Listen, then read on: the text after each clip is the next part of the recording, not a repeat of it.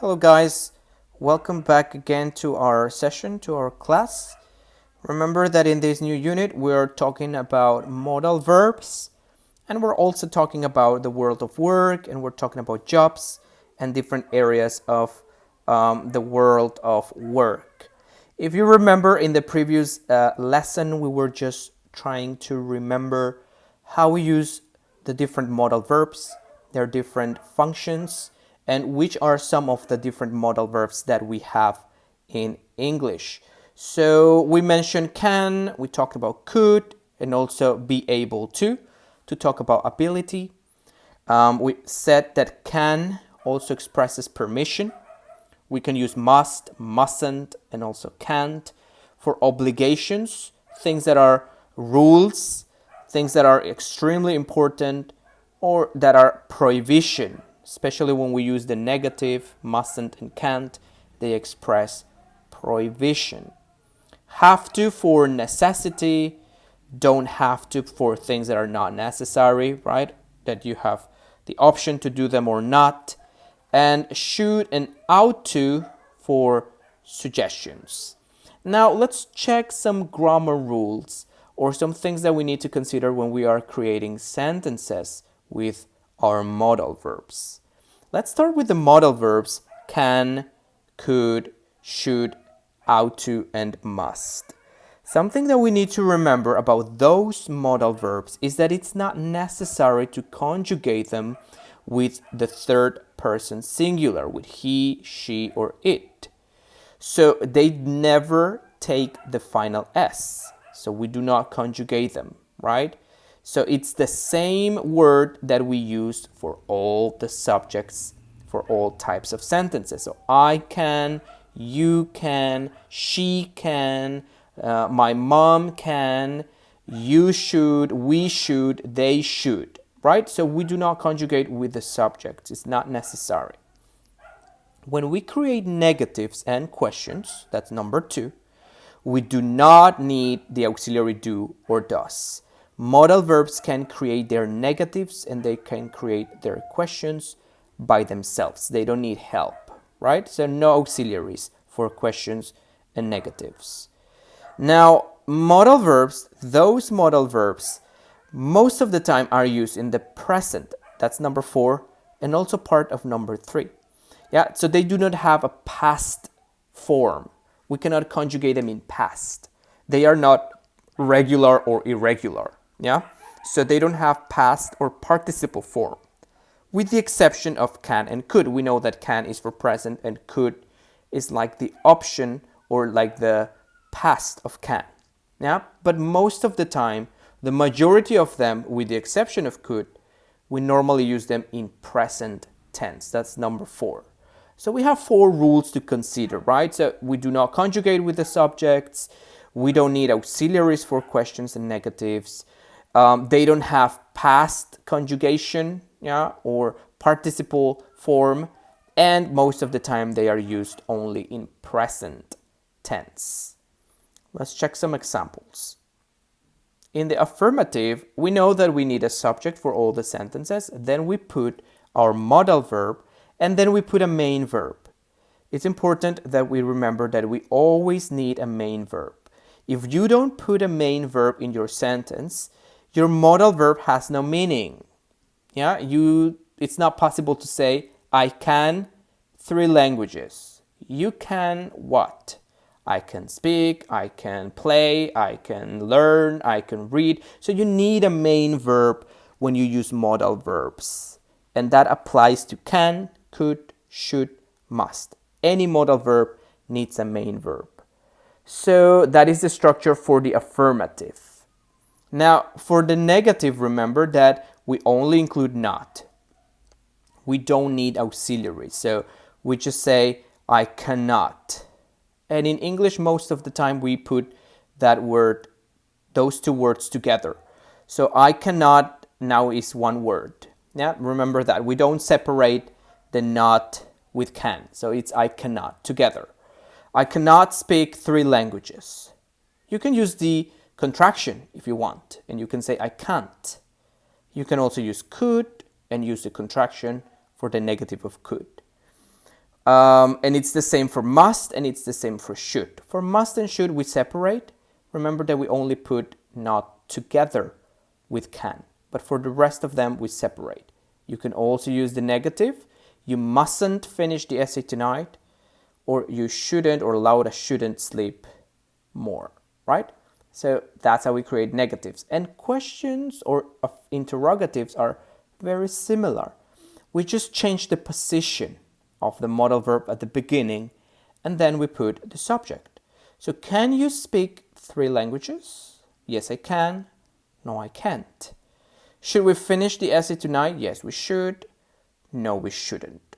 Yeah, so that's how we create questions, negatives, and affirmatives. So basically the modal verbs, they work independently. So they can create their own negatives and they can create their own questions. We don't conjugate them. It's the same word for all the subjects, and most of the time they are used only in present. Now we know that there are more words that we use as modal verbs, right? Like be able to, have to, and ought to. Now, those ones are called semi-modal verbs because, yes, they express specific things like modal verbs, ability, permission, necessary, not necessary. But the grammar rules for them is different. So that's why they are semi-modal verbs, because they don't have the same grammar rules as modal verbs. And the first one is that we need to conjugate them, or it's possible to conjugate them in many tenses. Remember that modal verbs most of the time in present, but be able to and have to can be in present, they can be in past, future, we can use them with conditionals, present perfect, past perfect. So it's possible to use them in many different tenses. And because we can use them in many different tenses, we also need to conjugate them. And the first thing we need to remember about conjugation for be able to and have to is number 2, that we need to conjugate them with he, she, and it. So depending on the subject, we conjugate. In the case of have to, I have to, you have to, she has to, right? If we're using be able to, we conjugate verb to be. I am able to, you are able to, he is able to. So we need to conjugate them with he, she, and it, and the rest of the subjects. We also need to conjugate them when we are creating negatives and questions. And remember that for have to, we need to use an auxiliary because have is a general verb. And when we create questions or negatives with have, we need auxiliary do or does. I don't have to. My mom doesn't have to, right? So we need do and does for the negatives and the questions for have to. And for verb to be, which is be able to, we also need to conjugate it for the negative. So I am or I am not, she is or she isn't. Yeah. We also need to conjugate it if it's in present, is, if it's in past, was, or were. So we conjugate verb to be with all the tenses, with all the forms, and with all the subjects. So they follow rules for general verbs, be able to and have to.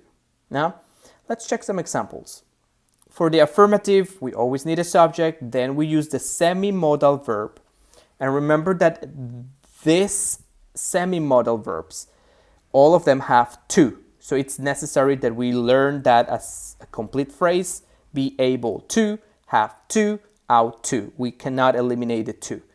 So I was able to finish my project in time. Check that I am using verb to be conjugated with the subject, I was, and I'm also using verb to be conjugated with the tense, is in past.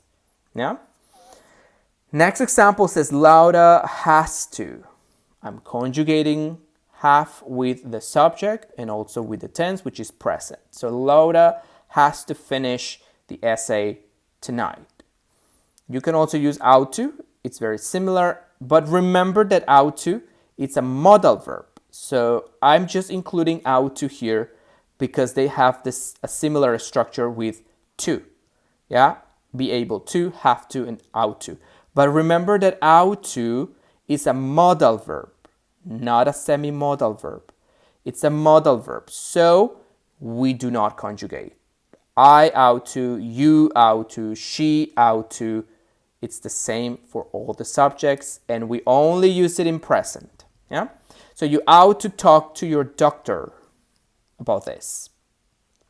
For the negatives, we also need to conjugate for be able to and have to. So I wasn't, the negative for I, which is was, and in past, wasn't. I wasn't able to finish my project in time.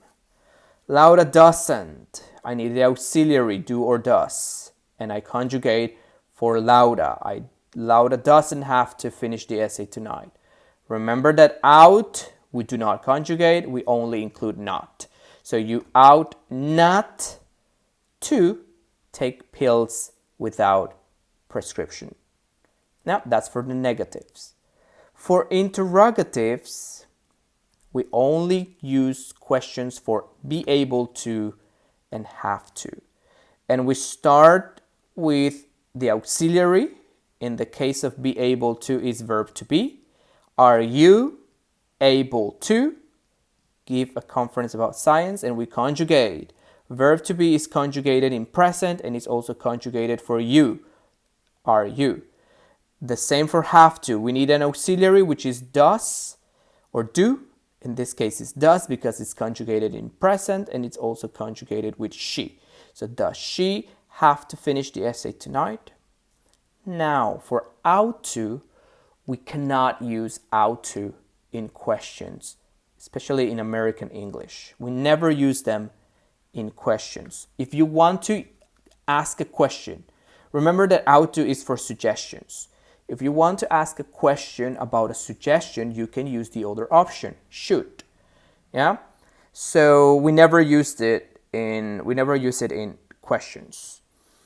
So remember, be able to, have to, they are semi-modal verbs because they express specific things like modal verbs, but the grammar rules are different. We conjugate. It's important to conjugate with subjects. It's important to conjugate with the tenses. And of course, we can use it in many different times. Present, past, future, present perfect, etc. Ought to is similar just because we also include to at the end. Be able to, have to, ought to. But ought to is a modal verb. It follows the rules for modal verbs and we cannot use it in questions. So remember that if you want to create a question with ought to, you can use the option should, which is exactly the same. They are synonyms. And I'm just showing you here like a summary of the similarities and differences between should and ought to. And in affirmative, they have the same structure. Yeah. I should study harder for my exams.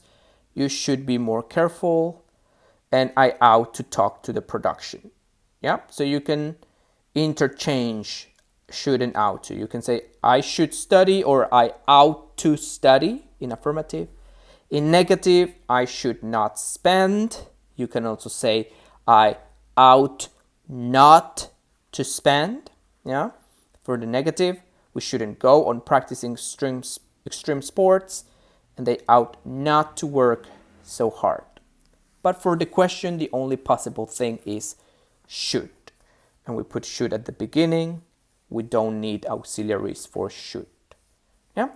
So remember, there are some rules that we need to consider when we use modal verbs or semi-modal verbs and when we talk about different things in English.